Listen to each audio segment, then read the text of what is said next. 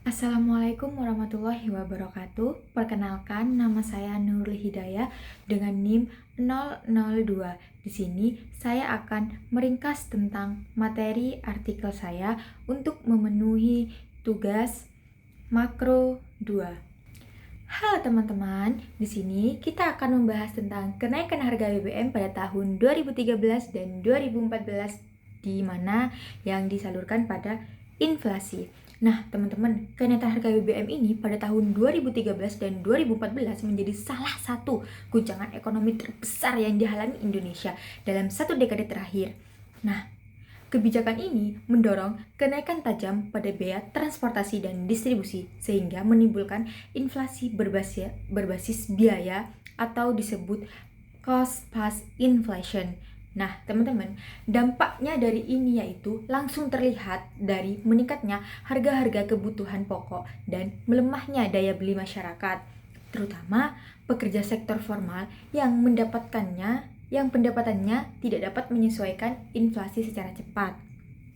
Namun, kondisi ini menjadi titik penting untuk memahami hubungan antara ekspektasi inflasi dan penyesuaian upah atau sektor formal. Tapi teman-teman, saya mendapatkan sebuah teori yaitu berdasarkan teori blanket yang dimana inflasi itu dipengaruhi oleh 3 aspek yaitu tekanan permintaan atau demand pull, ekspektasi inflasi masyarakat, dan guncangan penawaran. Nah, dalam negara maju, ekspektasi inflasi biasanya bersifat forward looking yang artinya masyarakat merespon berdasarkan perkiraan kondisi ekonomi ke depan. Namun, temuan ini di Indonesia menunjukkan bahwa ekspektasi inflasi lebih bersifat backward looking, yang artinya didasarkan pada pengalaman inflasi sebelumnya. Ketika harga BBM naik, sebagian besar pelaku ekonomi langsung membentuk ekspektasi bahwa harga-harga akan terus naik. Tetapi ekspektasi tersebut tidak muncul dari analisa ke depan, melainkan dari pengalaman inflasi sebelumnya. Nah, akibatnya inflasi menjadi inersia atau memiliki sifat bertahan karena ekspektasi itu sendiri turut mendorong kelanjutan kenaikan harga.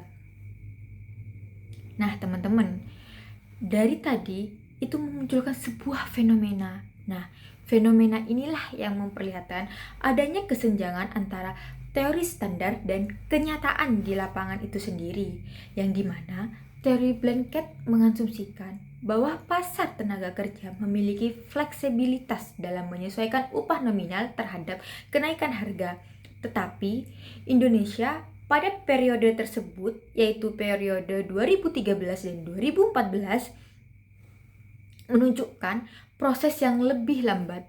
Upah nominal di sektor formal hanya dapat ditingkatkan sekali dalam 1 tahun melalui mekanisme upah minimum, sementara inflasi bergerak lebih cepat. Ketidaksinkronan inilah yang menyebabkan penurunan upah real, yaitu berkurangnya kemampuan pekerja membeli barang dan juga jasa.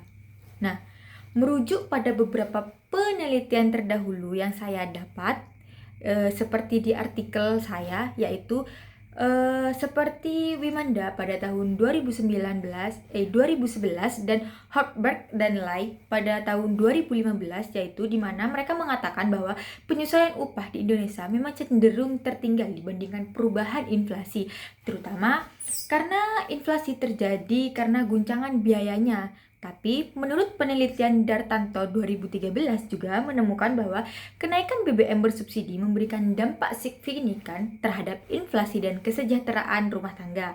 Nah, teman-teman, dengan demikian hubungan antara inflasi dan upah bukan hanya persoalan ekonomi makro, tetapi berkaitan langsung dengan kesejahteraan pekerja dan stabilitas sosial.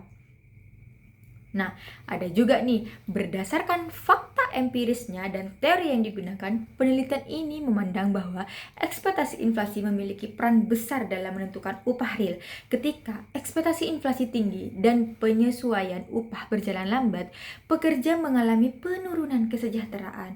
Namun demikian, terdapat celah antara prediksi teori blanket dengan kondisi Indonesia pada saat itu, yaitu perbedaan dalam pembentukan ekspektasi dan regitasi upah di pasar tenaga kerja. Nah, hal inilah yang menjadi alasan utama perlunya penelitian yang saya teliti, teman-teman. Lebih lanjut untuk yang dimana penelitian ini akan saya teliti lebih lanjut untuk mengukur bagaimana sih sebenarnya ekspektasi inflasi memengaruhi penyesuaian upah sektor formal Indonesia pada tahun periode 2013 dan juga 2014. Nah, secara keseluruhan, pembahasan saya ini menunjukkan bahwa teori makroekonomi tidak dapat langsung diterapkan dalam mempertimbangkan karakteristik institusional suatu negara. Kasus Indonesia membuktikan bahwa inflasi akibat kebijakan harga pemerintah mengandung dinamika sosial ekonomi yang lebih kompleks. Oleh karena itu, hasil dari penelitian yang saya harapkan dapat memperkaya pemahaman mengenai ketidaksesuaian antara teori dengan realita itu sendiri, serta memberikan masukan bagi pemerintah agar kebijakan harga energi dan penetapan upah minimum lebih memperhatikan ekspektasi inflasi dan kemampuan pekerja dalam mempertahankan upah real. Nah, mungkin itu yang dapat saya sampaikan. Kurang lebihnya saya mohon maaf. Wassalamualaikum warahmatullahi wabarakatuh.